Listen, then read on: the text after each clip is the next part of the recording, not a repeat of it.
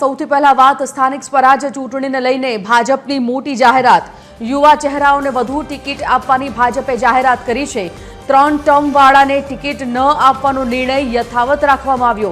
60 વર્ષથી વધુ વયના નેતાઓને ટિકિટ નહીં આપે ભાજપ। જૂના જોગીઓના પત્તા કપાય તેવી પ્રબળ શક્યતાઓ દેખાઈ રહી છે। વર્તમાન 32 કાઉન્સિલરોને ટિકિટ ન મળવાની શક્યતા હાલ તો આ જાહેરાત પછી દેખાઈ રહી છે।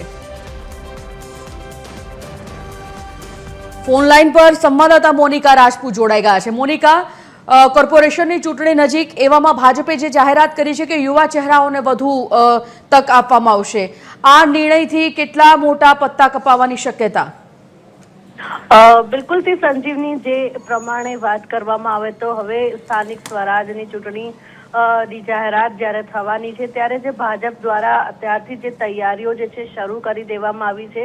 જે પ્રમાણે વાત કરવામાં આવે તો ભાજપનો પહેલાથી જ નિયમ છે કે જે લોકોને ની 3 ટર્મ જે છે એ પૂર્ણ થઈ ચૂકી છે અને જે લોકો 60 વર્ષથી વધુ વયના નેતાઓ જે છે તેવા લોકોને ટિકિટ નહીં આપતા હોય છે ત્યારે જે આ જે નિયમ જે છે આવનારી સ્થાનિક સ્વરાજની જે ચૂંટણી છે તેમાં પણ આ નિયમ લાગુ રહેશે।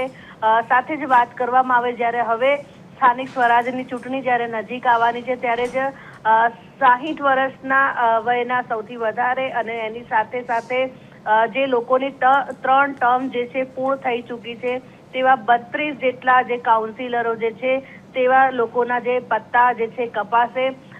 ભાજપનો નિયમ છે કે હવે જે યુવાઓ જે છે તેઓ લોકોને પ્રાથમિકતા આપવામાં આવે, એટલે કે જ્યારે આવા લોકોના જ્યારે 32 જેટલા કાઉન્સિલરો જે છે તેમના પત્તા કપાશે તો એની જગ્યા ઉપર યુવા જે નેતાઓ જે છે તે લોકોને ટિકિટ આપે તેવી શક્યતા છે।